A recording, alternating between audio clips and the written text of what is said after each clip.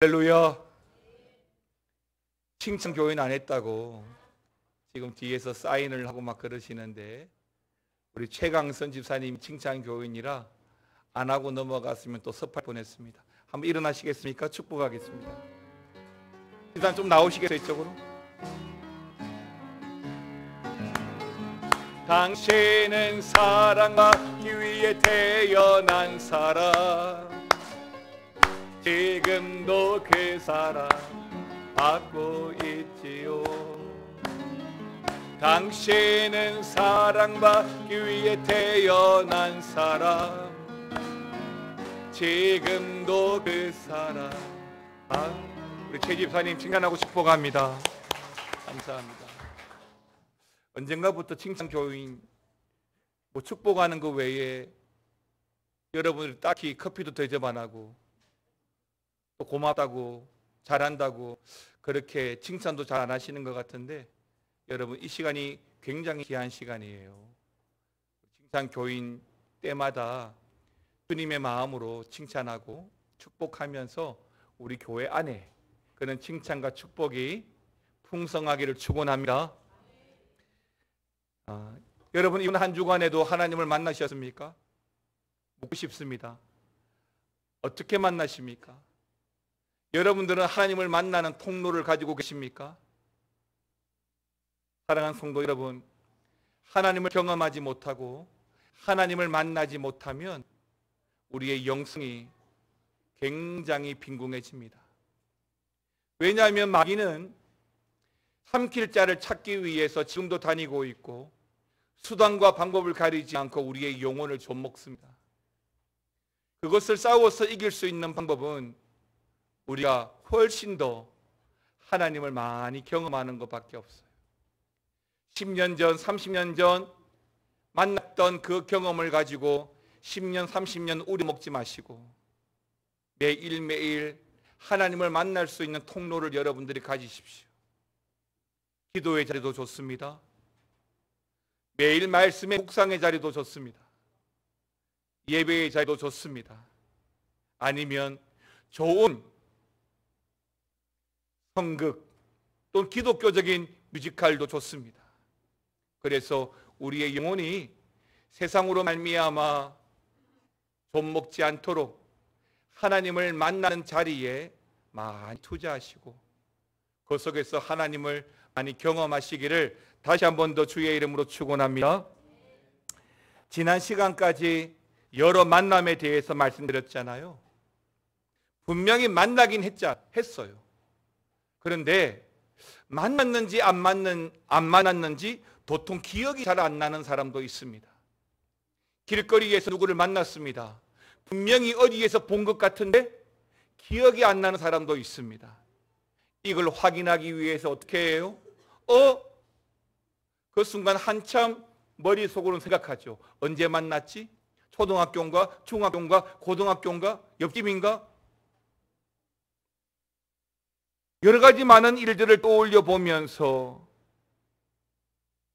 그 사람과의 만남을 되짚어 보는 거예요. 옛말에 이웃사촌이란 말이 있습니다. 연락도 자주 하게 되고 자주 만나게 되면 멀리 있는 친척이나 가족보다도 사실은 훨씬 더 가까울 수 있습니다. 그런데 요즘은 이 말도 잘 맞지는 않은 것 같습니다. 무슨 말이냐면 분명히 같은 아파트에 살고 같은 빌라에 살고 아니 바로 옆집에 살고 있어도 옛날처럼 그렇게 왕래하지 않고 인사하지 않는다면 그 옆집 이웃이나 윗집 이웃이 처음에 말한 그런 이웃 사촌은 될 수가 없는 거죠. 그렇습니다. 분명히 가까이 살고 있음에도 그 집이나 그 사람에 대해서 알고 있는 것이 별로 없다면 내가 만나긴 했더라도 만났는지 안 만났는지 기억이 가물가물할 수밖에 없는 거죠. 여러분, 제가 오늘 본문의 말씀을 통해서 한 사람을 소개하고자 하는데 아마 이 사람이 그런 사람이 아닐까 싶습니다. 바로 리브가입니다. 여러분, 리브가 하면 어떤 사건이 연상되죠? 리브가 하면 어떤 영적 경험들이 기억되십니까? 리브가를 통해서 우리가 크게 받았던 도전과 은혜가 있습니까? 딱히 리브가 했을 때 떠오르는 생각이 없습니다. 사실 리브가의 이름은 성경에 꽤 많이 나옵니다. 그러니까 성경에서 이 리브가의 이름은 총 34번이나 등장하죠. 그럼에도 불구하고 우리 기억에 이 이름이 잘 기억되지 않습니다. 내가 성경의 이름을 나열할 때에도 이 리브가의 이름이 그 나열됨에 포함되지 않습니다. 로마서에서도 2번씩이나 리브가의 이름이 등장합니다. 창세기에서는 32번이나 등장하죠. 그래서 총 34번 리브가의 이름이 등장하는 것입니다. 창세기에 등장하는 리브가의 이름은 오늘 본문 27장, 그러니까 22장에서부터 27장 사이에 집중적으로 등장하는데 그 내용은 이래요. 그러니까 리브가가 이삭의 아내가 되는 과정, 그러니까 우물가에서 만났던 그 사건 속에서 리브가의 이름이 등장하고, 또 결혼 후에 쌍둥이 에서와 야곱을 출산하는 과정에서 리브가의 이름이 등장합니다. 그리고 야곱의 장자 축복을 받는 과정을 주도하는 것도 바로 엄마 리브가였죠. 이때 등장을 합니다. 그리고 마지막으로 에서와 야곱의 싸움을 피하기 위해서 바단 아람으로 부두엘의 집으로 야곱을 피신시킨 과정 속에서 그때도 리브가의 이름이 등장합니다. 자, 이것은 우리가 익히 알고 있는 성경의 여러 인물들, 아니 예수님의 제자들과 비교해도 이례적으로 많이 등장하는 거예요. 여러분, 예수님의 제자 중에서 야곱은 어떻습니까? 그의 이름이 신약에만 38번 등장합니다. 빌립은요 41번 등장하는 거거든요. 비슷한 수준이죠. 심지어 마태는 6번밖에 등장하지 않습니다. 그리고 구약에서는 시조인 아담이 20번, 하와가 28번. 그러니까 이 리브가의 이름이 적게 나오는 게 아니에요. 꽤 많이 나오는 겁니다. 그리고 우리가 지난주까지 살펴본 하나님을 만난 사람들의 등장했던 인물들, 모세, 또 누구죠? 나사로, 그리고 누구죠? 지난주에 고맙습니다. 잘 잊어먹어 주셔서 10명의 나병 환자들이죠. 사실 오늘 리브가는 이 세 그룹들과는 좀 질이 달라요. 좀 질이 달라요. 그러니까 그 앞선 3명은 하나님을 직접적으로 경험하고 직접적으로 대면하고 직접적으로 대화를 나누죠. 반면에 리브가는 결혼하고 쌍둥이를 임신하고서 그 뱃속에서 그 쌍둥이들이 심하게 싸울 때가 있었는데, 이때 리브가가 너무 힘들어서 하나님께 묻는 장면, 그 장면 나오는 것 외에 사실은 리브가가 하나님을 직접적으로 독대하는 장면은 단 한 번도 안 나옵니다. 창세기 25장 22절 말씀 한번 보실까요? 같이 읽겠습니다. 그 아들들이 그의 태 속에서 서로 싸우는지라 그가 이르되 이럴 경우에는 내가 어찌할꼬 하고 가서 여호와께 묻자온대. 여기 단 한 번. 리브가 주변에는 하나님을 믿는 사람들이 많았습니다. 잘 아시는 대로 리브가의 남편은 이삭입니다. 그의 시아버지는 아브라함이죠. 그의 시어머니는 사라입니다. 그렇게 하나님을 잘 믿는 가장 대표적인 사람들로 둘러싸여 있습니다. 그러니까 어찌 보면 리브가는 하나님을 너무너무 잘 믿을 수 있는 환경들로 쌓여 있는 거죠. 그럼에도 불구하고 오늘 제가 여러분들에게 말씀드리고 싶은 이 리브가는 하나님 찾아가서 직접 만난 장면은 사실 그녀가 임신을 했던 바로 그 시기밖에 기록되어져 있지 않다는 것입니다. 그리고 오늘 본문이 시작하는 겁니다. 우리가 오늘 이 리브가를 살펴보면서 세 가지의 관점을 가지고 좀 보기를 원하는데, 첫 번째 관점은 장자의 축복입니다. 장자의 축복을 야곱에게 주는 이유를 통해서 우리가 리브가를 보기를 원한 거예요. 본문 5절 말씀 다 같이 읽겠습니다. 이삭이 그의 아들 에서에게 말할 때에 리브가가 들었더니 에서가 사냥하여 오려고 들로 나가매. 지금 남편 이삭이 임종을 앞두고 있는 거예요. 그래서 리브가가 그 남편 이삭이 죽음을 앞둔 시점에서 장자 에서를 불러서 그 장자의 축복을 에서에게 줄 거라는 이야기를 엿듣게 되었던 것입니다. 사실 이삭은 이 장남 에서를 참 좋아했습니다. 남자다웠죠. 역시 아버지는 아들이 남자다운 게 듬직하고 좋죠. 또 사냥을 잘합니다. 그러니까 아버지가 좋아하는 별미를 사냥을 해서 그 요리를 자주 해 들었던 것이죠. 그리고 또 뭐니 해도 장남이니까요. 이제 이삭이 나이가 많아서 죽을 때가 가까워지므로 이삭은 죽기 전에 맛있는 음식이나 먹으면서 죽음을 맞이하기 위해서 장남 에서를 불렀던 것입니다. 여러분, 죽음을 앞두고 있는 순간은 좀 어떻습니까? 기력도 떨어지고 힘도 떨어지고 분별도 잘 안 되죠. 그러다 보니까 천하의 이삭이라 하더라도 그 순간에 영적 분별력이나 영적 열망들이 사라지고 없어 보입니다. 그래서 그냥 자신이 좋아하는 대로 뭐 분별하고 할 것 없이 내가 좋아하는 대로 에서를 불러서 에서를 축복하려고 했던 것입니다. 바로 그 사실을 어머니 리브가가 엿들었던 것이죠. 그리고 야곱에게 그 사실을 알려줍니다. 자, 그렇다면 여기서 어머니 리브가가 쌍둥이잖아요. 에서와 야곱이 쌍둥이인데 굳이 아버지가 장남 에서에게 장자권을 주려고 하는 것을 야곱에게 왜 알려주려고 하였을까요? 몇 가지 이유가 있는데 그 중에 첫 번째는, 여러분 잘 들으셔야 됩니다.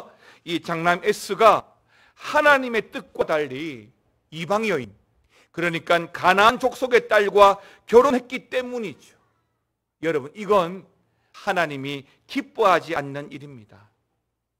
창세기 26장 34절 35절 말씀 보게 되면 에서가 그 헷 족속의 여인들과 결혼을 합니다. 35절, 그들이 이삭과 리브가의 마음에 근심이 되었더라.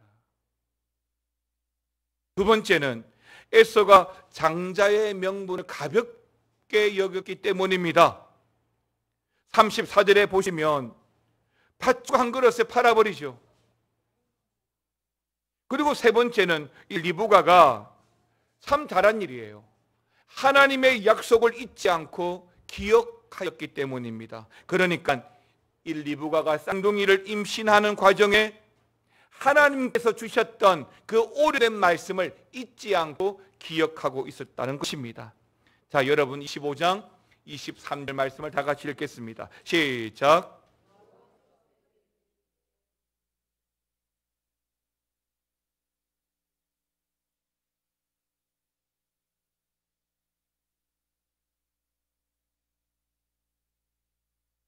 예, 분명히 임신 중에 하나님으로부터 받았던 말씀은 큰 자가 어린 자를 섬기리라 라고 하셨고 그 말씀을 기억하고 있었던 것이죠.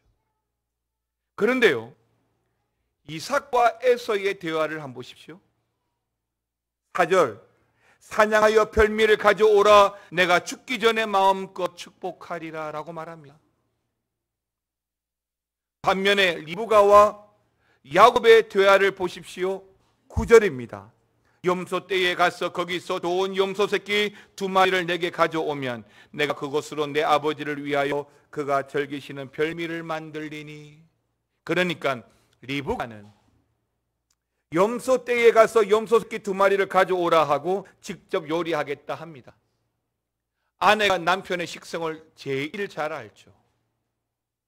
그리고 야곱은 11절에서 형은 털이 많은 사람인데 나를 만져보고 알아차리면 어떻게 하냐고 근심하죠. 하지만 리브가가 말한 대로 야곱이 가져온 염소 새끼의 가족으로 야곱의 손과 그 매끈한 피부에다가 붙여서 결국 이삭을 속입니다. 그로 인해서 장자의 축복은 에서가 아니라 야곱이 받게 되는 것이죠. 이 사건 가운데 리브가가 한 역할이 있습니다. 거짓말이죠. 두 번째 우리가 보아야 될 관점이 뭐냐면 리브가의 거짓말입니다. 리브가의 거짓말은 뭐죠? 여러분 13절 말씀을 보십시오. 같이 읽겠습니다. 어머니가 그에게 이르되 내 아들아 너의 저주는 내게로 돌리리니 내 말만 따르고 가서 가져오라. 여기서 리브가가 한 거짓말이 뭐냐면 내 말만 따르고입니다. 무슨 말이냐면 에서가 아니라 야곱이 장자의 축복을 받는 것은 맞습니다. 옳습니다. 그것이 하나님의 뜻입니다. 그리고 에서 역시 큰 잘못을 3가지나 하였죠. 하지 말라 했던 이방 여인과 결혼하였고 장자권을 소홀히 했죠. 그리고 가장 중요한 출생할 때에 하나님께서 주셨던 예언의 말씀이 있었습니다. 그러니까 결과로 보면 리브가가 그렇게 한 것이 잘한 일이고 맞는 일인 거예요. 그러나 그 과정에서 리브가가 사용했던 것이 뭐예요? 거짓말이라는 것이죠. 거짓된 방법을 했다는 것이죠. 그런 거짓된 과정이나 말을 하면서 리브가가 오늘 본문에서 자주 사용한 표현이 뭐냐면 내 말만 따르고인 거예요. 8절에도 그런즉 내 아들아 내 말을 따라 내가 내게 명하는 대로라고 말하고 있죠.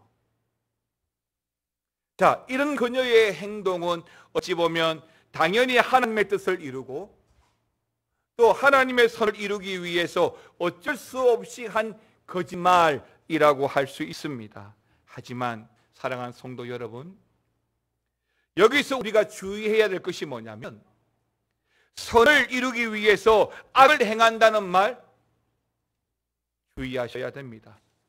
그럴 수 있습니다. 흔히 말하는 것처럼 하얀 거짓말, 그래야만 좋은 결과를 이룰 수 있으니까요. 하지만 우리 그리스도인들은 어떤 관점을 가져야 됩니까? 하나님의 관점이죠. 여기에서 영적 분별력을 잃어버리면 야곱, 아니 이삭과 같은 실수를 하는 거예요. 여러분, 하나님도 그러실까요? 하나님, 즉 역사는 분명한 하나님의 통치가 있습니다. 누구를 사용하시든 반드시 하나님의 통치와 더불어 하나님은 하나님의 결과를 만들어 가십니다.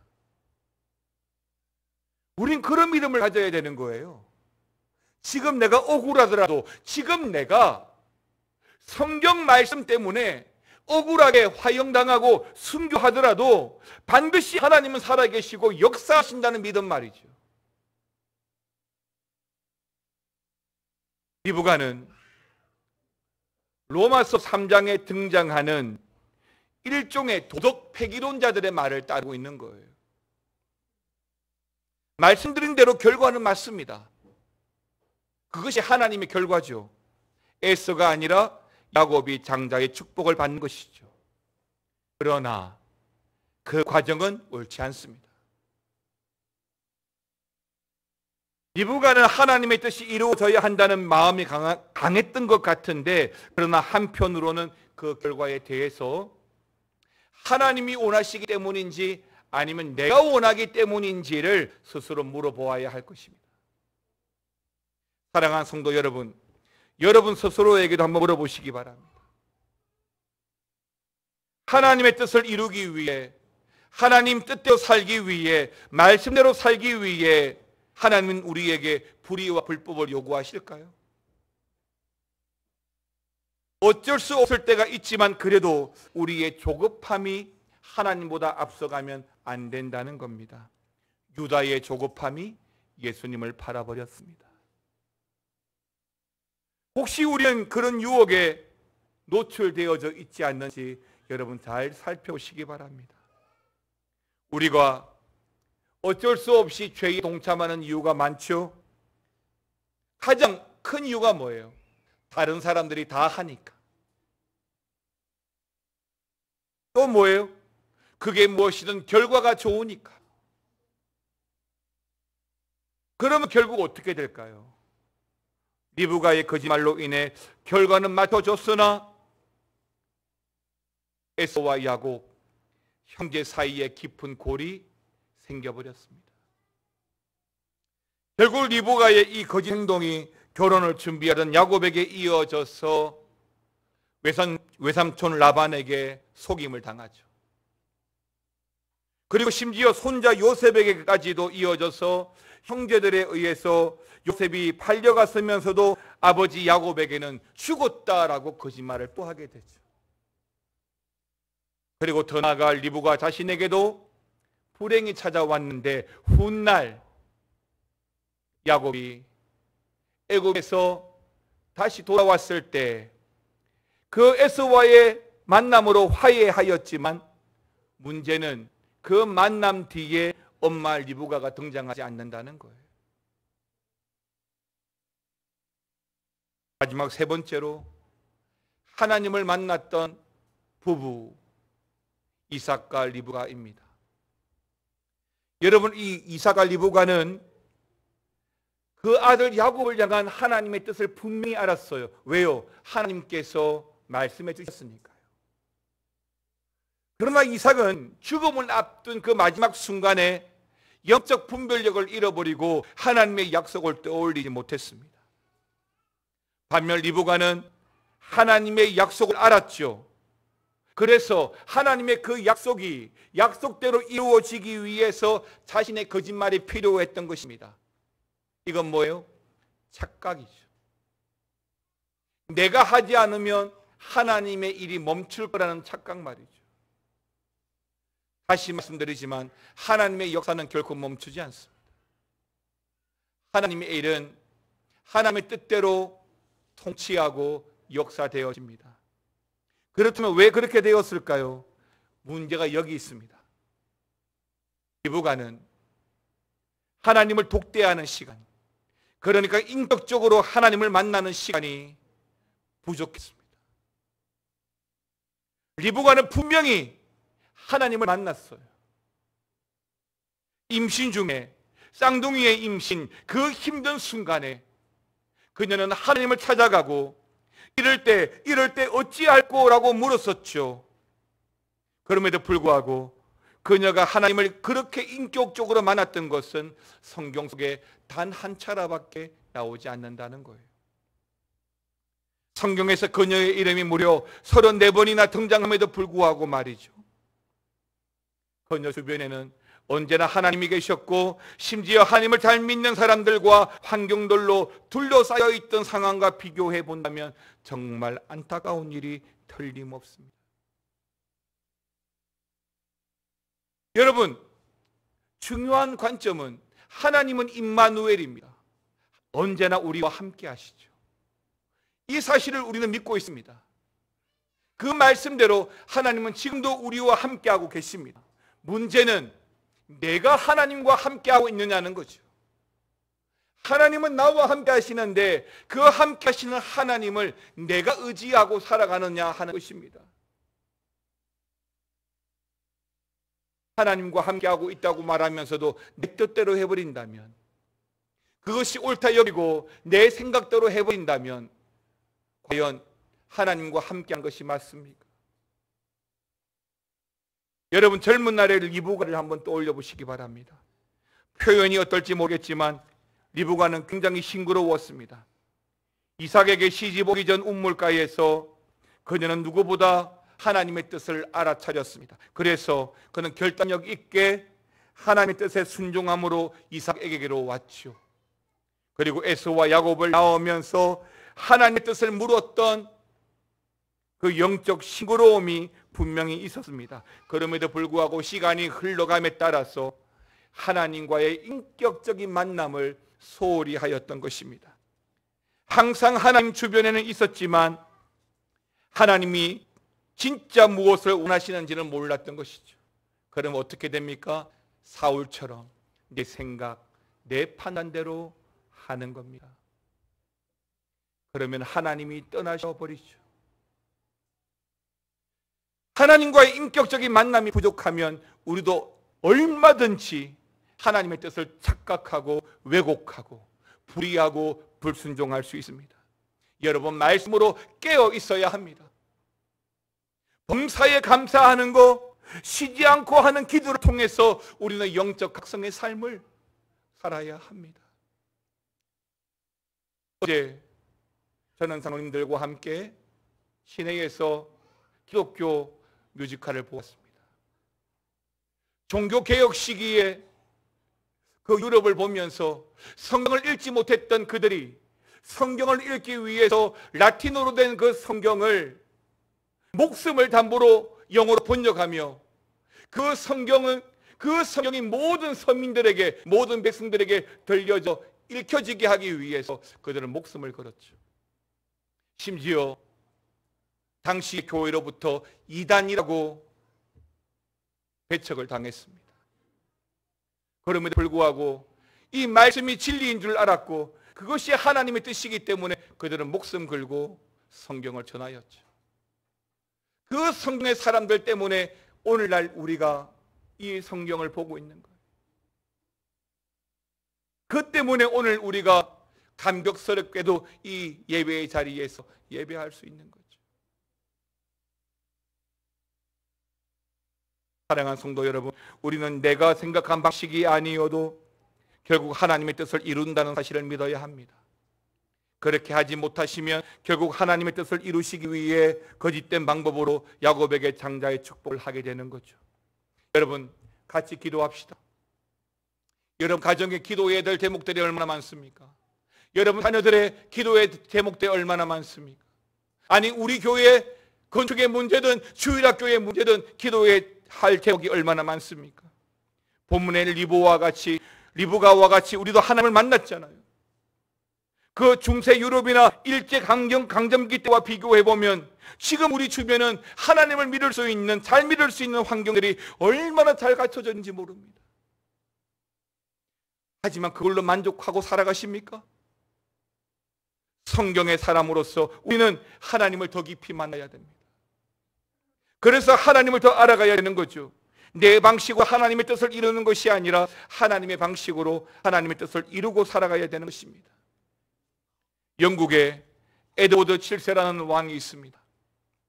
식사 예절에 아주 엄격한 왕으로 유명한 분인데, 그래서 손주들, 특히 왕자들이 식사 시간을 굉장히 어려워하고 무서워하곤 하였는데, 어느 날 식사 자리에서 한 왕자가 갑자기 말을 더듬거리면서 에드워드 7세 할아버지에게 무언가를 말하려고 하는 순간에 그 왕이 버럭 화를 내며 소리쳤습니다. 식사 중에는 아무 말도 하지 말라는 거죠. 왕자는 너무 놀라서 입을 다무고 말았는데, 식사가 끝나고 난 이후에 에드워드 7세가 손주 왕자를 불렀습니다. 그래, 아까 무슨 말을 하려고 하였느냐?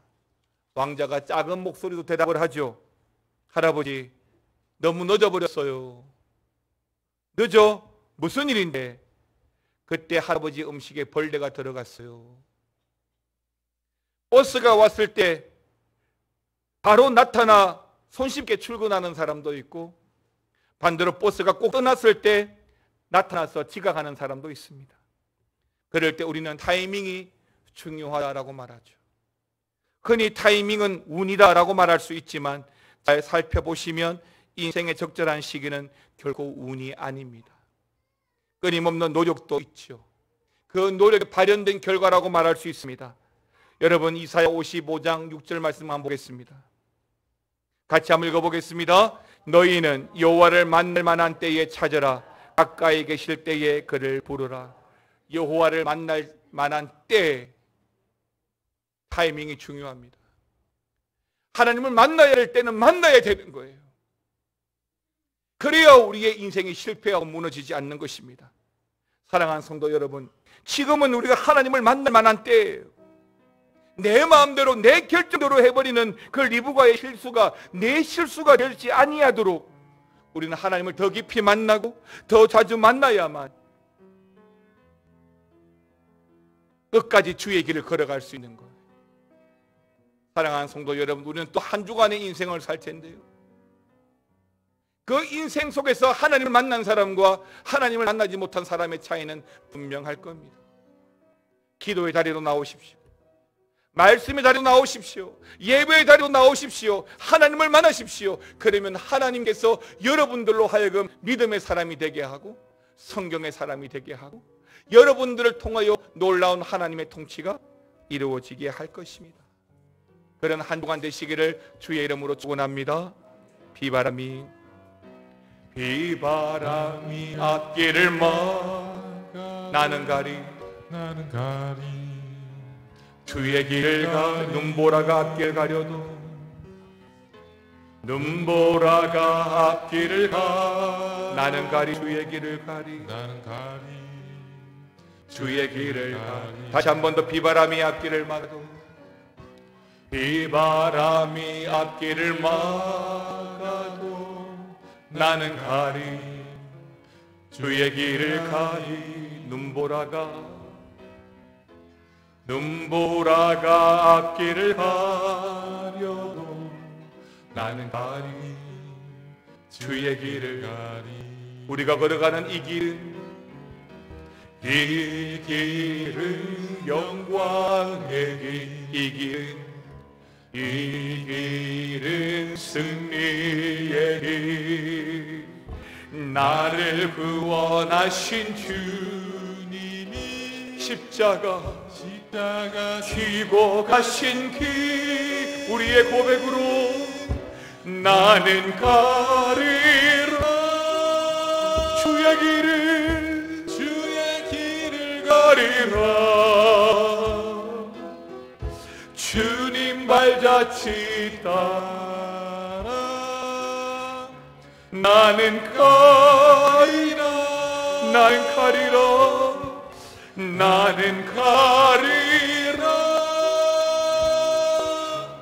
주의 길을 가리라. 주님 발자취 따라 나는 다 함께 일어나셔서 험한 파도 앞길을 막아도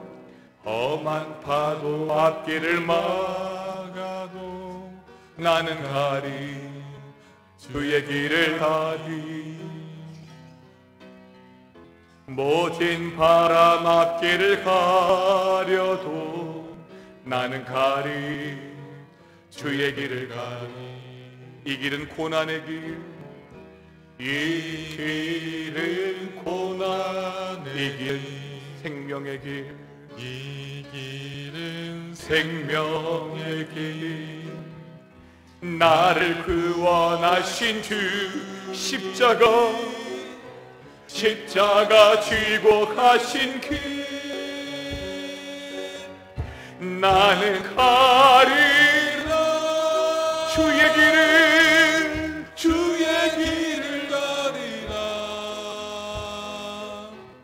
주님 발자취 따라 나는 가리라. 우리의 고백으로 나는 가리라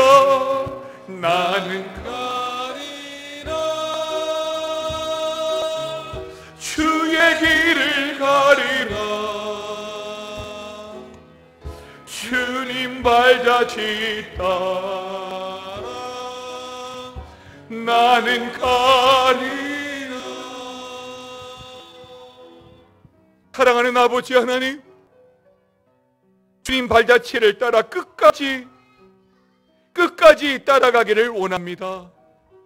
하나님, 그러기 위해서라도 우리가 매 순간순간 하나님을 만나는 그 자리 놓치지 않게 하시고, 때를 따라서 어떤지 못 오든지 하나님을 찾고 하나님을 만나며 믿음의 사람으로, 성경의 사람으로 살아가도록 주여 함께하여 주시옵소서. 지금은 우리 주 예수 그리스도의 은혜와 아버지 하나님의 놀라우신 사랑과 성령의 감화감동 교통 충만 역사 위로하여 주심이 오늘 말씀을 통하여 나의 생각, 나의 뜻대로 하지 아니하고 주의 말씀, 하나님을 만남으로 말미암아 주의 길을 걸어가기를 사모하는 모든 성도들과 그들의 기도의 제목과 가정과 교회 위에 영원토록 함께 있을지어다. 아멘.